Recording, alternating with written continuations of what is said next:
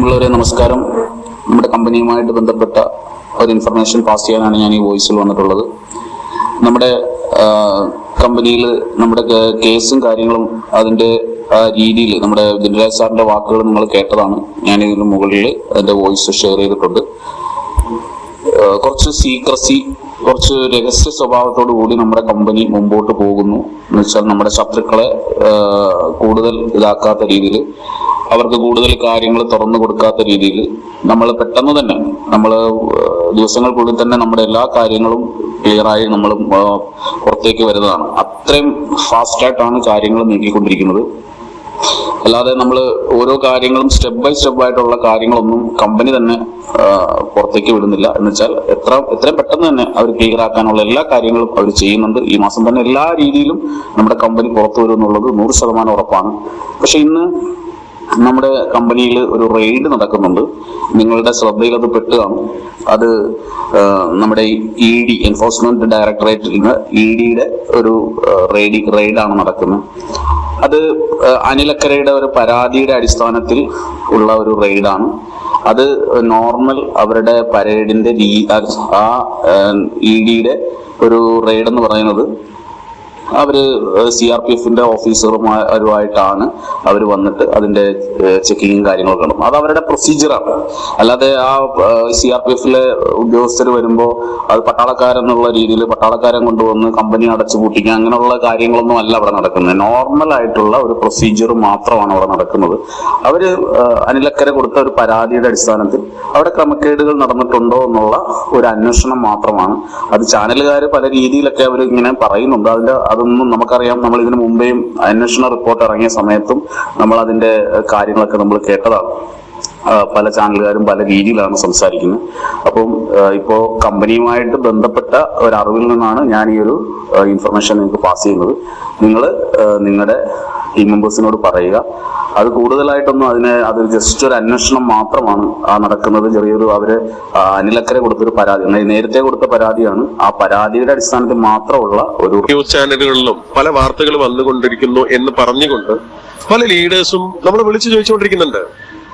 എന്റെ ചോദ്യം, ED മുൻകൂട്ടി പ്ലാൻ ചെയ്ത് തയ്യാറാക്കി അറിയിക്കേണ്ടവരൊക്കെ അറിയിച്ചിട്ടാണോ എൻക്വയറിക്ക് വരിക? അങ്ങനെയാണെങ്കിൽ പ്രതാപൻ മുങ്ങി എന്ന് പറയുന്നതിൽ അർത്ഥം എന്തെന്ന് കരുതാം. ഇനി പ്രതാപൻ എന്ന് പറയുന്ന വ്യക്തിയുടെ വീട്ടിലേക്ക് പോകുന്ന വഴി എനിക്ക് തോന്നുന്നു ഒട്ടുമിക്ക ലീഡേഴ്സും കണ്ടവരാണ്. ED കടന്നു വരുമ്പോ ഒരു വണ്ടിക്ക് പോകാനുള്ള സ്പേസേ ആ റോഡിനുള്ളൂ. അപ്പൊ ഇത് മേലെ കൂടിയാണോ താറെന്ന ജീപ്പിൽ ഇവരൊക്കെ രക്ഷപ്പെട്ടത്? എനിക്ക് അറിയാൻ പാടില്ല എന്ന് ചോദിക്കുകയാണ്. ഇവിടെ നമ്മൾ മനസ്സിലാക്കേണ്ട കാര്യം, ഏതൊരു ഡിപ്പാർട്ട്മെന്റും എൻക്വയറിക്ക് വരുന്ന സമയത്ത് ആ വീട്ടിൽ ആ വ്യക്തികൾ അവിടെ ഇല്ലെങ്കിൽ അവരെ നോട്ടീസ് കൊടുക്കും, ഇന്നേ ദിവസം ഹാജരാവണം എന്നുള്ളത്. അല്ലെങ്കിൽ പിടികിട്ടാ പുള്ളിയൊക്കെ പ്രഖ്യാപിച്ച രീതിയിലുള്ള ഒരു വ്യക്തിയായിരിക്കണം. അങ്ങനെയൊന്നും നമ്മൾ കേട്ടിട്ടുമില്ല. പിന്നെ എന്തിനാണ് നമ്മൾ പാനിക് ആവേണ്ട ആവശ്യം? പ്രതാപ് സാർ അവിടെയുണ്ട്, ശ്രീനാ മേഡം അവിടെയുണ്ട്. അവരെ ED അവരുടെ കാര്യങ്ങൾ ചെയ്തു. അതവരവർക്ക് ബോധ്യപ്പെടുത്തേണ്ട കാര്യങ്ങൾ അവർ ചോദ്യങ്ങൾ ചോദിച്ചിട്ടുണ്ടാവാം, അതിനെ കാര്യങ്ങൾ ചെയ്തിട്ടുണ്ടാവാം. അവരത് കഴിഞ്ഞു പോയി. പക്ഷെ ഇതിനെ കൊട്ടിഘോഷിച്ച പത്രമാധ്യമങ്ങളിൽ നിങ്ങൾ എടുത്തു പറയേണ്ട ഒരു കാര്യം, ഡ്രൈവർ സരണ്ടൊപ്പമാണ് ഇവർ രക്ഷപ്പെട്ടത് എന്ന് പറയുമ്പോൾ ഇവര് കണ്ടോണ്ടിരിക്കുകയാണ് ആയിരുന്നോ എന്നുള്ളതാണ് എന്റെ ചോദ്യം. അപ്പൊ ED ഇവരൊക്കെ രക്ഷപ്പെടാനുള്ള അവസരം കൊടുക്കുകയായിരുന്നു. അപ്പൊ ദയവ് ചെയ്ത് ഇത്തരം വാർത്തകൾ കേട്ടിട്ട് കമ്പനീന്റെ കാര്യം കൃത്യമായി നടക്കുന്നതുകൊണ്ട് തന്നെയാണ് ഞാൻ ഇത്ര ആളും വോയിസ് ആയിട്ട് വരാതിരുന്നത്. നമ്മളെല്ലാവരും പല ലീഡേഴ്സും പല ഡിസ്ട്രിബ്യൂട്ടേഴ്സും വളരെ പരിഭ്രാന്തമായി നിൽക്കുകയാണ് ഇന്നത്തെ ഒരു EDയുടെ റെയ്ഡുമായി ബന്ധപ്പെട്ട്.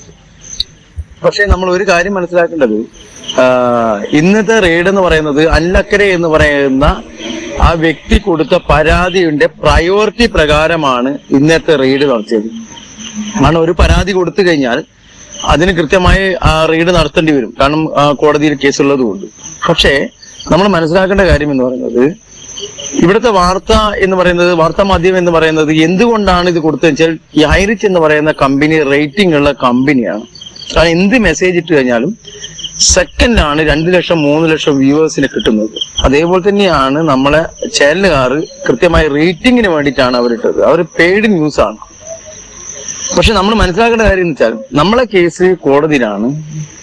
ഹൈറിച്ചിന്റെ വാദം ഇന്ന് വരെ കോടതി കേട്ടിട്ടില്ല. മറ്റുള്ള എല്ലാ ഫോർമാലിറ്റികളും കഴിഞ്ഞു. പരാതിയുടെ അടിസ്ഥാനത്തിൽ ചേർപ്പ് പോലീസ് FIR ഇട്ടത് അന്വേഷിച്ച് കൊടുത്തു. അനിലക്കരയുടെ പരാതി അന്വേഷിച്ചു കൊടുത്തു. വത്സൻ വ്യക്തിയുടെ കൊടുത്തു. ഇവിടെ മനസ്സിലാക്കേണ്ടത് വെച്ചാൽ ഇവിടെ യൂട്യൂബേഴ്സ് ചുരുങ്ങിയ സമയം കൊണ്ട് കുറച്ച് പണം ഉണ്ടാക്കി. അതായത് കുറച്ച് റേറ്റിംഗ് കൂടിയതുകൊണ്ട് എല്ലാ ആൾക്കാരും നെഗറ്റീവ് വീഡിയോ കാണുന്നതുകൊണ്ട് അവര് കുറച്ച് പണം ഉണ്ടാക്കി എന്നല്ലാതെ ഹൈറിച്ച് എന്ന് പറയുന്ന കമ്പനിക്ക് യാതൊന്നും സംഭവിച്ചിട്ടില്ല. കാരണം ഞാൻ നിങ്ങളോട് വ്യക്തമായിട്ട് പറയാണ്, കമ്പനി 8 വർഷം പൂർത്തീകരിക്കുന്ന സമയത്ത് കമ്പനിക്ക് എല്ലാ സർട്ടിഫിക്കറ്റും കൊടുത്തത് ഇവിടുത്തെ കേന്ദ്ര ഗവൺമെന്റും കേരള ഗവൺമെന്റും തന്നെയാണ്. കമ്പനി 7 വർഷത്തോളായിട്ട് GST കൊടുത്തുകൊണ്ടിരിക്കുന്ന കമ്പനിയാണ്. അതിന്റെ ഫയല് കൃത്യമായിട്ട് കമ്പനിയുടെ കയ്യിലുണ്ട്. അതേപോലെ തന്നെ കമ്പനി ഇവിടുത്തെ എല്ലാ നിയമത്തിന് അനുസൃതമായിട്ടാണ് പ്രവർത്തിച്ചുകൊണ്ടിരുന്നത്. കമ്പനി ഒരു സുപ്രഭാതത്തിൽ ഒരിക്കലും ബഡ്സ് ആക്ടിലോ അല്ലെങ്കിൽ മണി ചെയിലോ വരൂല, നിങ്ങൾ മനസ്സിലാക്കണം. പക്ഷെ കമ്പനിക്ക് ഫസ്റ്റ് ടൈമാണ് ഇങ്ങനെ ഒരു പ്രശ്നം നേരിടേണ്ടി വന്നത്. അതിന്റെ ഭാഗമായിട്ട് കേസ് ഉള്ളത് കൊണ്ട് തന്നെയാണ് കമ്പനിയും കൃത്യമായി നമുക്ക് എല്ലാ ഞായറാഴ്ചയും നമുക്ക് എന്താണ് തരുന്നത് ആ പൂളിംഗം കൃത്യമായി എല്ലാ ഞായറാഴ്ചയും നമ്മളെ അക്കൗണ്ടിൽ കൃത്യമായി ക്രെഡിറ്റ് ആവുന്നുണ്ട്. കമ്പനി നമുക്കാർക്കും പണം തരൂല എന്ന് ഇന്നും പറയുന്നില്ല. ഇവിടുത്തെ ഫോർമാലിറ്റി എന്ന് പറയുന്നത് കോടതിയിൽ കേസുള്ളത് കൊണ്ടും നമ്മളെ അക്കൗണ്ടുകൾ ഫ്രീസ് ചെയ്തുകൊണ്ട് വെച്ചുകൊണ്ടും മാത്രമാണ് നമുക്കാർക്കും അക്കൗണ്ടിലേക്ക് നമുക്ക് ക്രെഡിറ്റ് ആവാത്തത്. പക്ഷേ ഏതാനും ആഴ്ചകൾക്ക് ഏതാനും ദിവസങ്ങൾക്കകം ഇത് പോലീസ് സ്റ്റേഷനിലോ GST ഓഫീസിലോ ആണെങ്കിൽ പണ്ടേ തീർന്നിരിക്കും. ഇത് കോടതിക്ക് ഒരു ഫോർമാലിറ്റി ഉണ്ട്. കോടതിനെ ആർക്കും ചോദ്യം ചെയ്യാൻ പറ്റൂല. കോടതി എന്താണോ പറയുന്നത് ആ സമയത്തിനനുസരിച്ച് മാത്രമേ നമുക്ക് പ്രവർത്തിക്കാൻ പറ്റൂ. നമ്മളെ വക്കീലിനടക്കം, അത് ഏത് സുപ്രീം കോടതി വക്കീലാണെങ്കിലും ആ സെക്ഷൻ കോർട്ടിലോ അല്ലെ ഹൈക്കോടതി ജഡ്ജി പറയുന്ന പോലെ ആയിരിക്കണം കാര്യങ്ങൾ. അവരാണ് ടൈമും ഒക്കെ നിശ്ചയിക്കുന്നത്. അത് കോടതിയായിട്ട് ബന്ധപ്പെട്ടവർക്കാർക്ക് അറിയാം. പക്ഷേ നമ്മൾ ആരും ഇന്ന് ബേജാറാണ്ട് ആവശ്യമില്ല. പ്രതാപൻ സാറും ശ്രീരാമയുടെ ഒക്കെ നമ്മളൊക്കെ ലീഡേഴ്സും ഒക്കെ ഇന്ന് തൃശ്ശൂരുണ്ട്. അവർ നേരിട്ട് കണ്ടിട്ടുണ്ട്. എല്ലാവരും പറയുന്നു വാർത്തയിൽ നിന്നും അവർ വണ്ടിയെടുത്ത് ഓടി എന്നൊക്കെ. ഞാൻ നിങ്ങളോട് പറയാം, ഈ ED എന്ന് പറയുന്ന ആൾക്കാർ CRPF എന്ന് പറയുന്ന ഫോഴ്സിനെ കൂട്ടിപ്പോയത് കേരള പോലീസിൽ വിശ്വാസം ഇല്ലാത്തതുകൊണ്ട് തന്നെയാണ്. അപ്പൊ അവര് പോയ സമയത്ത് അവര് CRPFനെ മാത്രമേ കൂട്ടൂ. അപ്പം അവർ ഓടിപ്പോയെന്ന് പറയുമ്പോൾ ഇത്രയും വലിയ CRPF പോലീസ് ഓഫീസറുടെ സമയത്ത് അവർക്ക് ഓടിപ്പോകാൻ പറ്റുമോ? നിങ്ങളൊന്ന് ചിന്തിച്ചു നോക്ക്. അവരെ വീട്ടിൽ റെയ്ഡ് നടക്കുന്ന സമയത്ത് വീട് തുറന്നു കൊടുക്കണ്ടേ? വീട് കുത്തി തുറന്നിട്ടാണോ അവർ റെയ്ഡ് ചെയ്തിട്ടുള്ളത്? അപ്പൊ നമ്മൾ മനസ്സിലാക്കേണ്ട കാര്യം വെച്ചാൽ ചാനലുകാര് കുറച്ചും കൂടി വാർത്താ പ്രചരണം കിട്ടുന്നതുകൊണ്ട് മാത്രം അവരെ വാക്കുകൾ വളച്ചൊടിക്കുന്നേ ഉള്ളൂ. അവർക്കൊന്നും സംഭവിക്കാൻ പോകുന്നില്ല ചാനലുകാർക്ക്.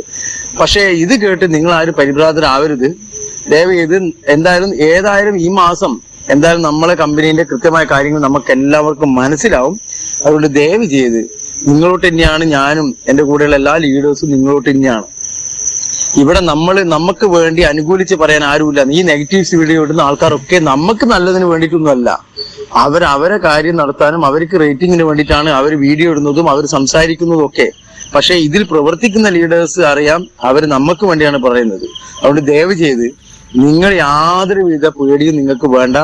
നിങ്ങളെ പൈസയും നിങ്ങളെ കമ്പനിയും ഇവിടെ തുടർന്ന് പ്രവർത്തിക്കും. നിങ്ങൾ നോക്കിക്കോ, ഈ 1.5-2 മാസം നമുക്ക് ഉണ്ടായിക്കഴിഞ്ഞാൽ എല്ലാ നെഗറ്റീവ്സിനെയും 10 ഇരട്ടി പോസിറ്റീവായിട്ട് ഇനി വരാൻ പോവുകയാണ്. അമൽ ബാബു, ഇപ്പൊ നിലവില് ഇന്ത്യ ഒരു ജനാധിപത്യ രാജ്യമാണ്. ഈ ജനാധിപത്യ രാജ്യത്തില് ഏതൊരു വ്യക്തിക്കും ഏതൊരു കമ്പനിക്കെതിരെയും അന്യായങ്ങൾ ഫയൽ ചെയ്യാം. അപ്പൊ അങ്ങനൊരു ex-MLA EDക്ക് മുൻപാകെ ഒരു ഹവാല ഇടപാട് ഹൈറിച്ച് ഓൺലൈൻ ഷോപ്പ് എന്ന കമ്പനി നടത്തിയിട്ടുണ്ട് എന്നുള്ള ധാരണയിൽ അദ്ദേഹം ഒരു പരാതി കൊടുക്കുകയും ആ പരാതിയുടെ അടിസ്ഥാനത്തിൽ ED അവർക്ക് സമയം കിട്ടുമ്പോൾ വന്നിട്ട് ഒരു എൻക്വയറി നടത്തും എന്നുള്ളതാണ്.